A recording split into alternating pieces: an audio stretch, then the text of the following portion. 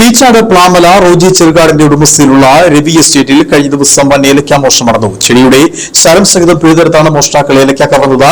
തോട്ടത്തിൽ നിന്നും 100 കിലോയിലധികം പച്ച ഏലക്ക മോഷണം പോയതായാണ് കണക്കാക്കുന്നത്. വിപണിയിൽ ഏലക്കായ്ക്ക് വില വർദ്ധിച്ച സാഹചര്യത്തിലാണ് പ്രദേശത്ത് മോഷണം പെരുകുന്നത്.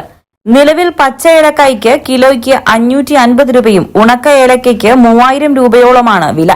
വിലക്കയറ്റം മുതലെടുത്താണ് മോഷ്ടാക്കൾ തോട്ടങ്ങൾ കേന്ദ്രീകരിച്ച് കവർച്ച നടത്തുന്നത്. തോട്ടത്തിൽ ശരങ്ങൾ കിടക്കുന്നത് കണ്ട് ഉടമസ്ഥൻ നടത്തിയ പരിശോധനയിലാണ് മോഷണ വിവരം പുറത്തറിയുന്നത്. ഏലക്ക തരംതിരിച്ച് പറിച്ചെടുത്താൽ പെട്ടെന്ന് പിടിക്കപ്പെടും എന്നതിനാലാണ് മോഷ്ടാക്കൾ ശരത്തോടെ പിഴുതെടുത്തത്. ശരം സഹിതം നശിപ്പിച്ചതിനാൽ വരും വർഷങ്ങളിൽ ലഭിക്കേണ്ടിയിരുന്ന വലിയൊരു തുകയുടെ ആദായവും കർഷകന് നഷ്ടമാകും. പീച്ചാട്, പ്ലാമല തുടങ്ങിയ വിവിധ പ്രദേശങ്ങളിലെ എസ്റ്റേറ്റുകളിൽ കഴിഞ്ഞ 4 വർഷമായി ഏലക്ക മോഷണം തുടർക്കഥയാണെന്ന് പറയുന്നു.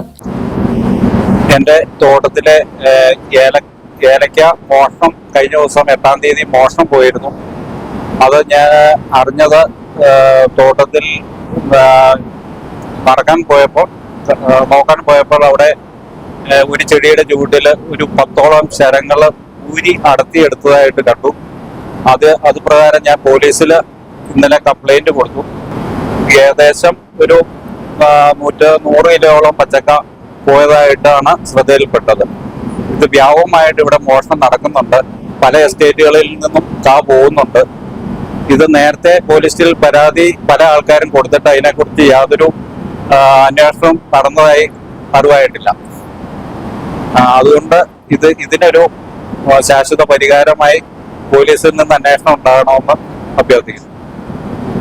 മോഷണത്തെക്കുറിച്ച് ഉടമസ്ഥൻ റോജി അടിമാലി പോലീസിൽ പരാതി നൽകിയിട്ടുണ്ട്.